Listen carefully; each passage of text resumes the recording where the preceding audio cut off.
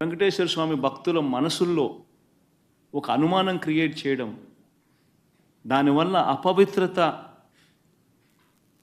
తిరుమల తిరుపతి దేవస్థానానికి, తిరుపతి లడ్డు విశిష్టతకు తగ్గిస్తూ జరిగినప్పుడు అందులో నువ్వు కూడా భాగమై, నువ్వు కూడా అది అబద్ధం అని తెలిసి, నువ్వు కూడా ఆ అబద్ధానికి రెక్కలు కట్టి, నువ్వు కూడా అదే దుష్ప్రచారాన్ని చేయడంలో నువ్వే అడుగులు ముందుకు వేస్తూ ఉన్నప్పుడు ఎక్కడ సనాతన ధర్మం గురించి నువ్వు మాట్లాడతావు?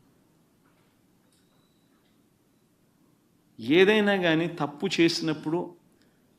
ఆ తప్పును మనం ఎత్తి చూపలేకపోతే,